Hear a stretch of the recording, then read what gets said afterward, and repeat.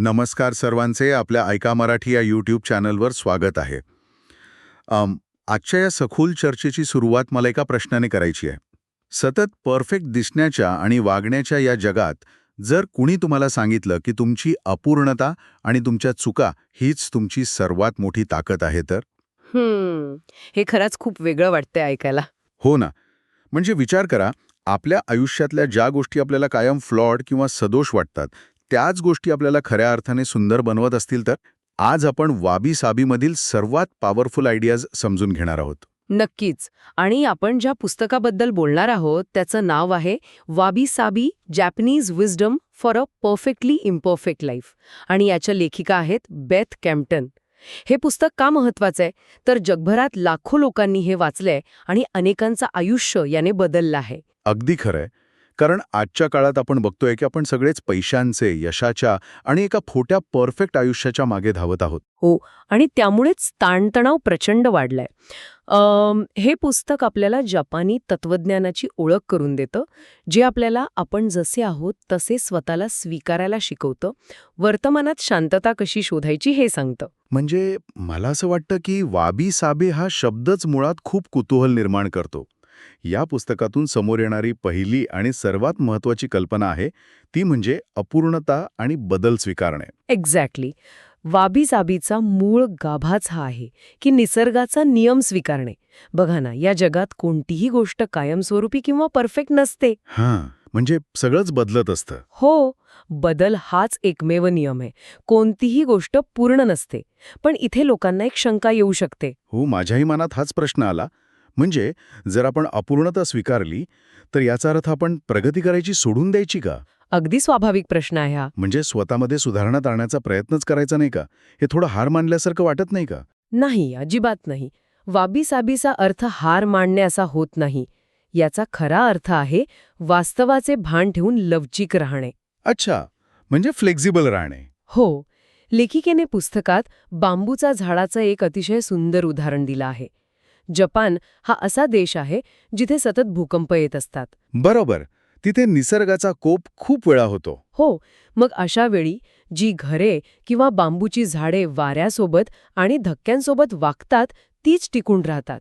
जी झाडं खूप कठोर असतात ना, ती मुळासकट तुटून पडतात. बापरे, हे खूपच प्रॅक्टिकल उदाहरण आहे. म्हणजे बांबूची खरी ताकद त्याच्या कठोरपणात नसून त्याच्या लवचिकतेत आहे. एक्झॅक्टली. आणि हाच आपला प्रॅक्टिकल टेकअवे आहे. आयुष्यात अचानक येणाऱ्या संकटांना किंवा बदलांना विरोध करण्यापेक्षा बांबूसारखी लवचिकता ठेवा. परफेक्ट लाईफचा तो अट्टहास सोडा आणि सध्याच्या परिस्थितीला धैर्याने सामोरे जा. खूपच भारी. म्हणजे आपण स्वतःला जसे स्वीकारतो तसाच आपला आजूबाजूचा परिसरही असला पाहिजे. इथून आपण वळूयात दुसऱ्या कल्पनेकडे. ती म्हणजे सोलफुल सिम्प्लिसिटी किंवा मनाला भावणारी साधेपणा. आता साधेपणा म्हटलं की लोकांना वाटतं की हे एकदम कडक मिनिमलिझम आहे, म्हणजे घरातलं सगळं फेकून द्यायचं. हा हा, हो, फक्त एक सतरंजी आणि एक दिवा ठेवायचा. हो, तसं अजिबात नाहीये. वाबी साबी हे अशा गोष्टी जवळ बाळगण्याबद्दल आहे ज्या आपल्याला खऱ्या अर्थाने आवडतात आणि ज्यांच्यावर वेळेचा किंवा वयाचा सुंदर ठसा उमटला आहे, ज्याला जपानी भाषेत साबी म्हणतात. साबी. अच्छा, म्हणजे जसा आपला एखादा जुना, थोडासा विटलेला पण अत्यंत लाडका टी शर्ट. हा हा हा, अगदी बरोबर. म्हणजे तो दिसायला नवीन नसतो, पण तो घातल्यावर जी शांतता मिळते ती नव्या कोऱ्या डिझायनर कपड्यातही मिळत नाही, कारण तो आपला वाटतो. खरंय. आणि याच संदर्भात लेखिकेने जपानमधील किचनमधील एका खूप छान गोष्टीचा उल्लेख केलाय. तिथे ओकोके म्हणजे करपलेला किंवा पातेल्याच्या तळाला लागलेला भात खूप आवडीने खाल्ला जातो. करपलेला भात. बापरे, आपण तर तो फेकून देतो. हो ना, पण जपानमध्ये त्याला महत्त्व आहे. तो वयाचा आणि प्रक्रियेचा भाग मानला जातो. तसंच एखाद्या जुन्या लाकडी टेबलवर पडलेले ओरखडे त्याच्या अनुभवाची साक्ष देतात. पण आजच्या जगात जिथे सगळं प्रेझेंटेशनवर चालतं तिथे हा साधेपणा टिकेल का? आपण सतत नवीन आणि चकचकीत वस्तूंच्या मागे धावतो. आणि तिथेच तर आपण चुकतो. म्हणून आपला प्रॅक्टिकल टेकअवे हा आहे की आपल्या घरात परफेक्ट मॅगझिनसारखा लुक आणण्याचा प्रयत्न करू नका. अशा वस्तू ठेवा ज्यांच्याशी तुमच्या भावना जोडल्या आहेत. म्हणजे घर हे राहण्यासाठी असतं, प्रदर्शन मांडण्यासाठी नाही. अगदी. आणि शक्य असल्यास घरात एखादा छोटा निसर्गाचा कोपरा तयार करा. साध्या फुलदाणीत एखादं फूल ठेवा. त्याने खूप फरक पडतो. ही खरंच मनाला शांत करणारं आहे. पण साधेपणा अंगीकारला तरी आयुष्यात अपयश येतच. काम करताना आपण पडतो. जपानी संस्कृती या अपयशाकडे कशी बघते, ही आपली तिसरी कल्पना आहे, रिफ्रेमिंग फेलियर. हो. जपानी भाषेत एक खूप प्रसिद्ध म्हण आहे, नना कोरोबी या ओकी. याचा अर्थ 7 वेळा पडा, 8व्या वेळा उभे राहा. 7 वेळा पडून 8व्यांदा उभं राहायचं. वा. हो. त्यांच्या मते अपयश हा शेवट नसून ती एक शिकण्याची आणि विस्तारण्याची प्रक्रिया आहे. पण प्रॅक्टिकली विचार केला तर आपण नेहमी इतरांच्या नजरेतून स्वतःला पारखत असतो. लोक काय म्हणतील ही भीती कशी घालवायची, कारण ते खूप कठीण असतं. हो, हे सोपं नाहीये. पण यासाठी लेखिकेने निगातामधील हाऊस ऑफ लाईटचं उदाहरण दिलंय. हाऊस ऑफ लाईट ते काय आहे? तिथे छताच्या खिडकीतून आकाश दिसतं, पण खोलीतील लाईटचा रंग बदलला की तेच आकाश पूर्णपणे वेगळे दिसते. अच्छा, म्हणजे फ्रेम बदलली की चित्र बदलतं? एक्झॅक्टली. तसंच अपयश हे एका चौकटीसारखं आहे. आपण लेन्स बदलली की अपयश ही शिकण्याची संधी वाटू लागते. म्हणजे आपण अपयशाला कोणत्या रंगाच्या फ्रेममधून पाहतोय हे महत्वाचं आहे. हो. आणि म्हणून आपला टेकअवे आहे की अपयशाच्या भीतीने नवीन गोष्टी करणे टाळू नका. Grace not guilt. म्हणजे स्वतःला दोष देण्याऐवजी अपराधी वाटून घेण्यापेक्षा त्यातून काय शिकायला मिळालं यावर लक्ष केंद्रित करा. ग्रीस नॉट गिल्ट हे खूप पॉवरफुल आहे. पण आजच्या या धावपळीच्या जगात हे सगळं प्रॅक्टिस करणं कठीण जातं. या सर्व तणावातून बाहेर येण्यासाठी आपल्याला सर्वात मोठी मदत कोण करू शकतं? तर इथून आपण चौथ्या कल्पनेकडे येतो, निसर्गाच्या तालावर जगणे. हो. वाबी साबी निसर्गाशी खूप खोलवर जोडलेला आहे. आपण अनेकदा विसरतो की आपण स्वतः निसर्गाचा एक भाग आहोत. खरंय, आपण लॅपटॉप आणि मोबाईलमध्ये एवढे अडकलोय की बाहेर ऋतू कोणता चालू आहे हे पण आपल्याला वेदर ॲपवर बघावं लागतं. निसर्गाचं एक चक्र असतं. कधी वाढ, कधी विश्रांती. पण आपण सतत 12ही महिने धावत राहतो.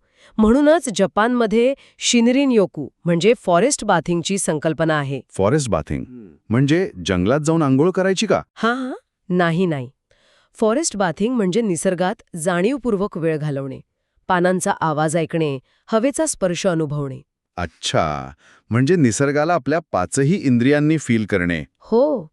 आणि जपानमध्ये तर 72 सूक्ष्म ऋतू मानले जातात. म्हणजे छोटे छोटे ऋतू. हे आपल्याला निसर्गातील बारीक बदलांची जाणीव करून देतात. बापरे, 72 ऋतू, हे तर मला माहीतच नव्हतं. आणि खरं सांगायचं तर निसर्गात गेल्यावर आपण विसरून जातो की आपले सोशल मीडिया फॉलोअर्स किती आहेत किंवा आपला पगार किती आहे. एक्झॅक्टली. कारण निसर्ग कुठलाही जजमेंट पास करत नाही.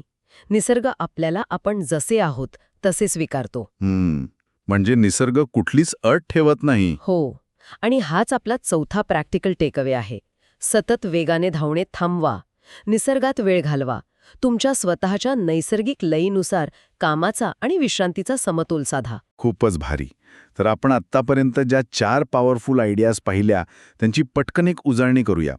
पहिली आयडिया होती बांबूप्रमाणे बदलांना सामोरे जाण्याची लवचिकता, म्हणजे अपूर्णता स्वीकारणे. दुसरी होती दिखावा न करता मनाला आनंद देणारा साधेपणा. तिसरी होती 7 वेळा पडून 8व्यांदा उभं राहण्याची जिद्द आणि अपयशाकडे बघण्याचा नवा दृष्टिकोन. आणि शेवटी निसर्गाशी नातं जोडून स्वतःची नैसर्गिक लय शोधणे, म्हणजे फॉरेस्ट बाथिंग. हो. आणि मला वाटतं की या सगळ्याचा गाभा एकच आहे. तो म्हणजे जाता जाता आपण एका गोष्टीवर नक्की विचार करायला हवा. कोणत्या गोष्टीवर? आपण आपलं संपूर्ण आयुष्य स्वतःमधल्या ज्या चुका किंवा कमतरता लपवण्यासाठी घालवतो, जर त्या कमतरता नसून तीच तुमची खरी ओळख आणि तुमचं सर्वात मोठं सौंदर्य असेल तर? क्या बात आहे. हो.